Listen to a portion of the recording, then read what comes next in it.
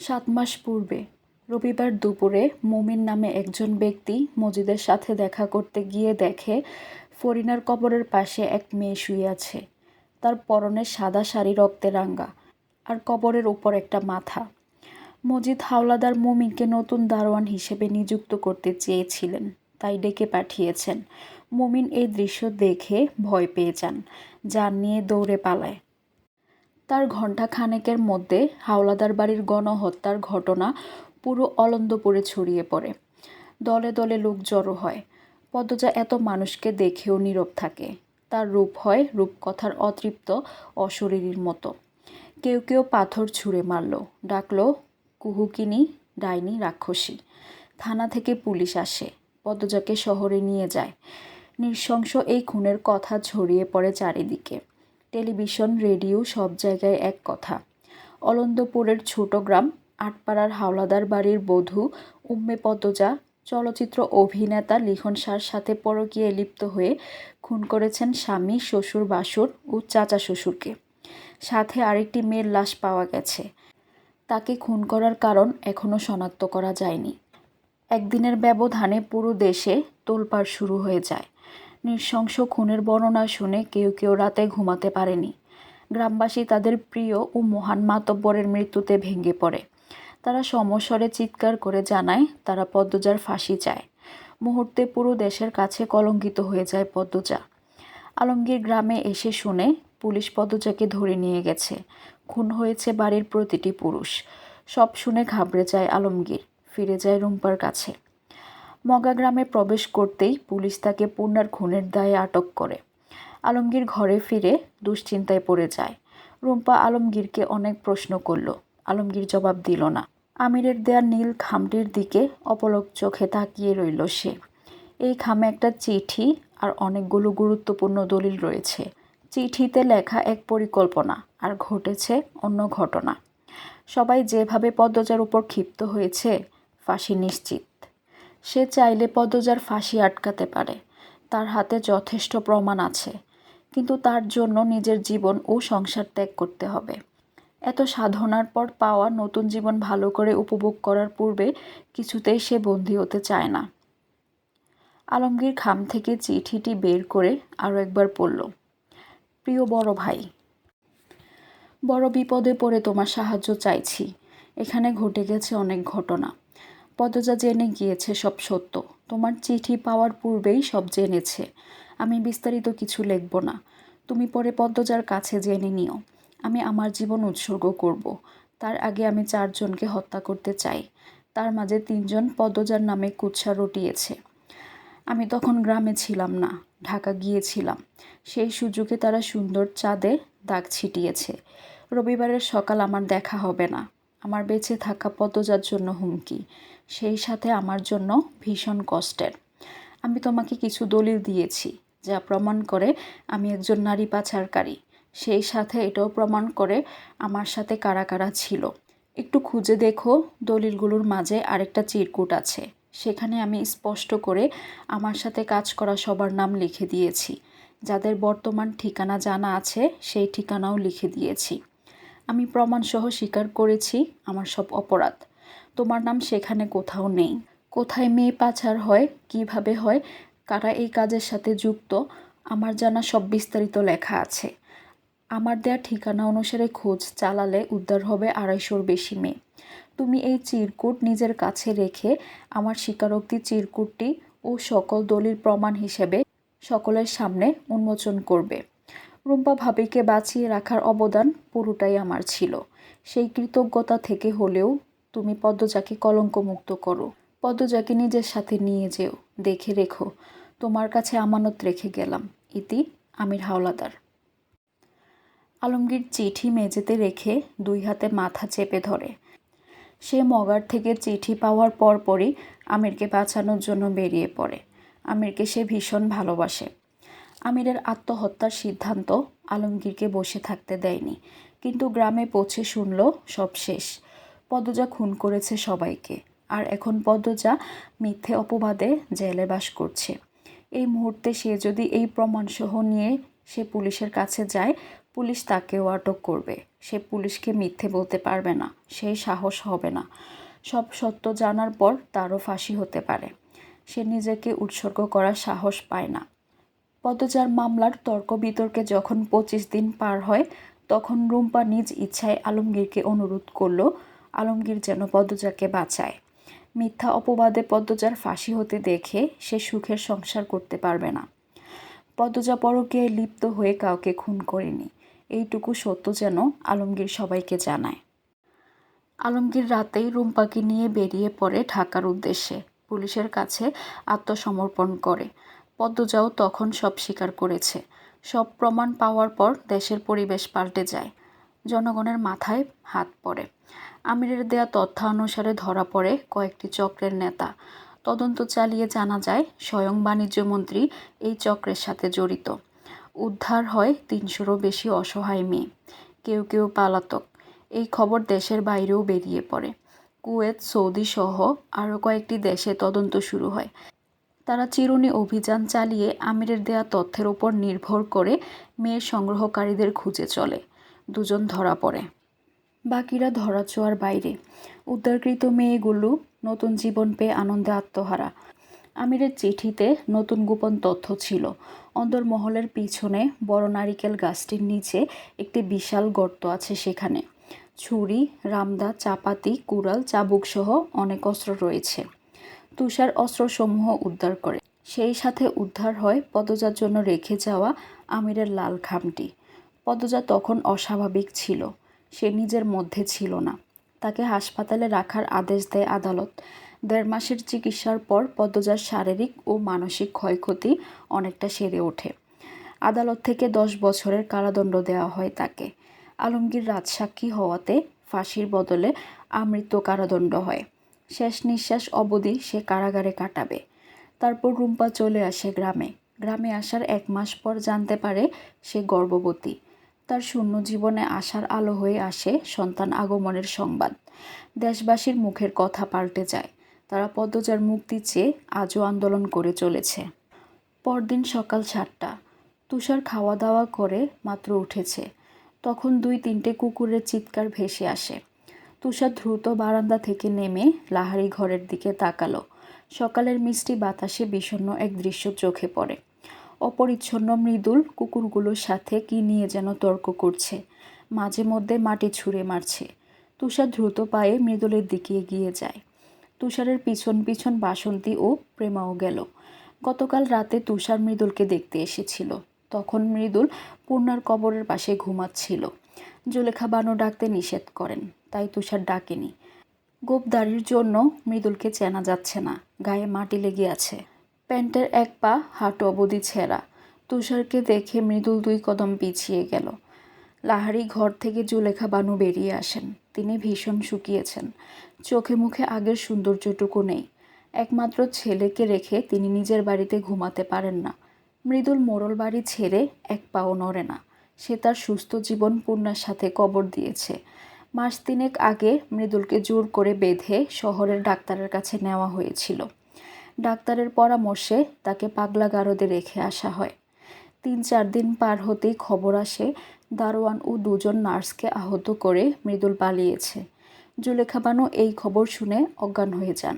মৃদুলের জ্ঞান সুস্থ নয়, সে কি করে গ্রামে ফিরবে? দীর্ঘ 15 দিন পর মৃদুলকে এক গ্রামে পাওয়া যায়। জুলেখা বানু কেঁদে কেটে অস্থির হয়ে পড়েন। মৃদুল পাগল থাকুক, তাও চোখের সামনে থাকুক, সেটাই তিনি চান। তাই মৃদুলকে বাড়ি নিয়ে যান। কিন্তু মৃদুল পূর্ণাকে ছাড়া কিছুতেই খাবে না। তাই বাধ্য হয়ে মৃদুলকে আবার মোড়ল বাড়িতে নিয়ে আসা হয়। মৃদুল সর্বক্ষণ পূর্ণার কবরের পাশে বসে থাকে, বিড়বিড় করে কিছু বলে। পূর্ণার কবরের চারপাশে গর্ত করে বাঁশ পুঁতেছে, তারপর টিনের ছাদ দিয়েছে যেন পূর্ণা বৃষ্টিতে না ভিজে। রাতে পূর্ণার জন্য কিনে আনা লাল বেনারসিটি আঁকড়ে ধরে ঘুমায়। জুলেখা বানু জোর করে 2 বেলা খাইয়ে দেন। মাঝে মধ্যে নিজের বাড়িতে যান। নিজের বিলাসবহুল বাড়ি নিয়ে জুলেখা বানুর অহংকার ছিল, আর আজ ছেলের জন্য তাকে অন্যের বাড়ির লাহারি ঘরে থাকতে হচ্ছে। সন্তানের উপর যে কিছু নেই। গ্রামের বাচ্চারা মৃদুলকে লাল পাগল ডাকে। লাল পাগল ডাকার কারণ মৃদুল ফর্সা, সুন্দর, যদিও তার সৌন্দর্য টিকে নেই। গোলাপি ঠোঁট দুটি কালচে হয়েছে। তুষার মৃদুলকে আদুরে স্বরে ডাকলো, মৃদুল। মৃদুল এক নজর তুষারকে দেখল, তারপর দূরে সরে গেল। তুষার জুলেখা বানুকে প্রশ্ন করল, মৃদুল খেয়েছে? জুলেখা ভেজা কণ্ঠে বলল, না খায় নাই, কাল থেইক্কা খাইতাছে না। তুষার কপাল ঈষৎ কুঁচকে মৃদুলের দিকে তাকালো। জুলেখাকে আবার প্রশ্ন করল, শুনেছিলাম ডাক্তারের কাছে নিয়েছিলেন, ওর অবস্থা কেমন, মাথা কতটুকু কাজ করে? জুলেখা বানুর চোখের কার্নিশে জল জমে। তিনি বললেন, বাচ্চারাও ওর থাইক্কা বেশি বুঝে, যত দিন যাইতাছে পাগলামি বাড়তাছে। আমি আর ওর বাপে ছাড়া যে যেইডা কয় ওইটাই বিশ্বাস করে। চাচা কোথায়? বাড়িত। বাড়িঘর জমি জামা দেহন লাগে না, আর কেলা দেখব, কেউ আছে? জুলেখার কণ্ঠে অসহায়ত্ব স্পষ্ট। তুষার মৃদুলের পাশে গিয়ে বসল, বলল, আমাকে ভয় পাচ্ছ?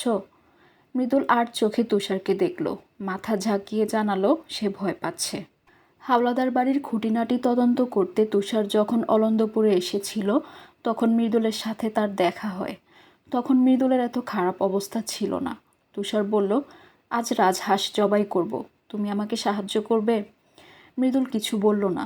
তুষার বাসন্তীর দিকে তাকিয়ে বলল, আম্মা, রাজহাঁস আছে না? আছে আব্বা, বললেন বাসন্তী। তারপর তুষার মৃদুলকে বলল, রাজহাঁস আছে, অর্ধেক আমরা খাবো আর অর্ধেক পূর্ণাকে দেব। পূর্ণা রাজহাঁস খেতে পছন্দ করত, তাই না প্রেমা? কোনো কালেই পূর্ণা রাজহাঁস পছন্দ করত না, তাও প্রেমা তুষারের সাথে তাল মিলালো। তুষার সাবধানে মৃদুলকে বলল, তুমি যদি আমাকে সাহায্য না করো আর আমার সাথে খেতে না বসো, আমি কিন্তু পূর্ণাকে কিছু দেব না, দেখিয়ে দেখিয়ে খাবো, তখন পূর্ণা কষ্ট পাবে। মৃদুল পূর্ণার কবরে হাত বুলিয়ে দিল। সে চিন্তা করছে কি করবে। অনেকক্ষণ চিন্তা করে সে রাজি হলো।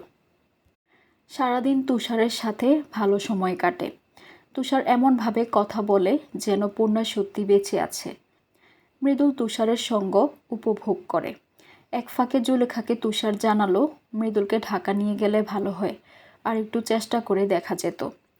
জুলেখা তুষারের 2 হাত ধরে অনুরোধ করল, মৃদুলের সুস্থতার জন্য তিনি সব রকম খরচ করতে প্রস্তুত, শুধু মৃদুলকে যেন তুষার সামলায়। তুষার জুলেখাকে আশ্বস্ত করল। তারপর আটপাড়ায় ঘোরাঘুরি করে জানতে পারল, মগা জেল থেকে ছাড়া পেয়ে ইয়াকুব আলীর বাড়িতে কাজ নিয়েছে, আর ইয়াকুব আলী অলন্দপুরের মাতব্বর হয়েছে।